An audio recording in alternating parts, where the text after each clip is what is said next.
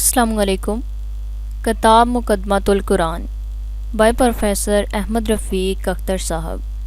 18واں part. عہد قدیم کی اساطیر کے محققین اور آثار قدیمہ کے ماہرین اگرچہ اپنے اندازے کے مطابق ان معاشروں کی بدوباش طرز معیشت اور معاشرت کا سراغ لگانے میں کوشاں ہوتے ہیں اور بڑی محنت اور عرق ریزی سے ابتدائی انسانی معاشرے کی ترقی اور ان کے ذہنی مدارج کا تعین کرتے ہیں، مگر ایک ضروری بات سے جان بوجھ کر گریزاں ہوئے۔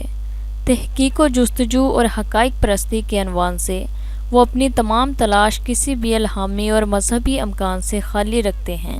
وہ ان معاشروں کے ہی پروہت اور منظر اور رسم و رواج کا تو تفصیلاً ذکر کرتے ہیں، مگر کسی بھی ہدایت کے اعتراف سے گریزاں ہیں، جو شاید بالائے زمین کسی تخلیق کار سے جاری ہو رہی ہوتی ہے۔ ابتدائی معاشروں میں وہ مذہب کو انسانوں کے اندرونی خوف و ہراس، کم فہمی کے بحران کا نتیجہ قرار دیتے ہیں۔ دور اصنام سے پیچھے انہیں جانے کی جسارت نہیں ہوتی۔ اصولاً ہر سلسلہ اصنام کے پس و پردہ وحدانیت جانکتی نظر آتی ہے۔ قریباً تمام معاشروں میں بت پرستی خدائے واحد کی عبادت کے بعد ظہور پذیر ہوئی۔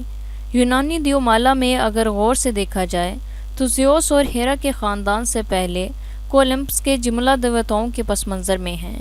ایک عظیم دیوتا کرونس نظر آتا ہے جو اولاد کو کھا لیتا ہے۔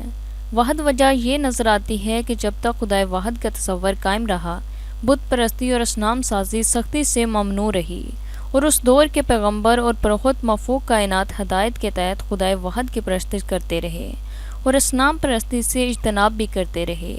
یہی حال ہم ہندو علم و اصنام میں دیکھتے ہیں۔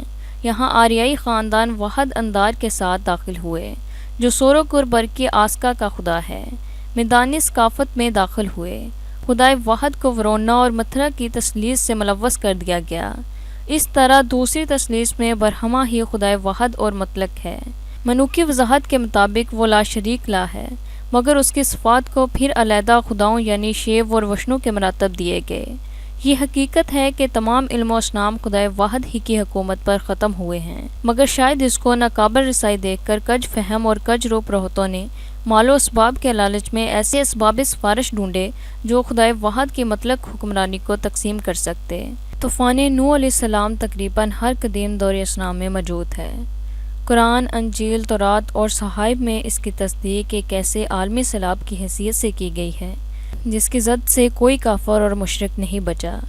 کشتی نوح علیہ السلام کے مسافر ہی اس عظیم حادثہ زمین کے قصہ گرا گئے۔ ایک بات یقینی ہے کہ یہ سیلاب عظیم محض میسوپوٹیمیا میں نہیں گزرا اور نہ محض دجلہ و فرات کی مقامی طغیانی ہی کا نتیجہ ہے۔ اس سیلاب میں نوح علیہ السلام کے بیٹے تمام زمین پر پھیل گئے اور تہذیب دنیا ان حدود تک بھی پہنچے یہاں آج کا انسان موجود ہے۔ اگر یہ عام طوفان ہوتا تو اس کی اطلاع تمام اساطیر میں نہ دی جاتی جو قریباً ہم زمانہ اور ہم مشرق ہیں۔ یہ تو مانا جا سکتا ہے کہ بعد میں معاشروں کے اختلاط نے یہ داستانیں تمام اقوام نے اپنا لی ہوں، مگر اتنا پہلے بھی نہیں کہ منو بھی اس کی بات کرے اور گلگامش کی داستان میں اس کا ذکر ہو اور اسکینڈینیویا کے علم و اصنام میں اس ذکر سے معمور ہوں۔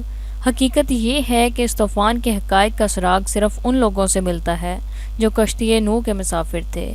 پھر اگر یہ عام طوفان ہوتا تو تمام دنیا کے جانور اکٹھے کرنے کی کوئی ضرورت نہ تھی، خاص طور پر وہ مضر جانور جنہیں انسان نے کبھی دوست نہیں جانا۔ کشتی نوح علیہ السلام پر سانپ اور بچھو پالنا انسانی فراست کا ثبوت نہیں۔ ظاہر ہے کہ یہ طوفان ایک عالمی طوفان تھا اور اللہ اپنے پیغمبر کے ذریعے تمام تخلیقی اقسام کا تحفظ چاہتا تھا، چاہے وہ انسانوں کے دشمن تھے یا دوست۔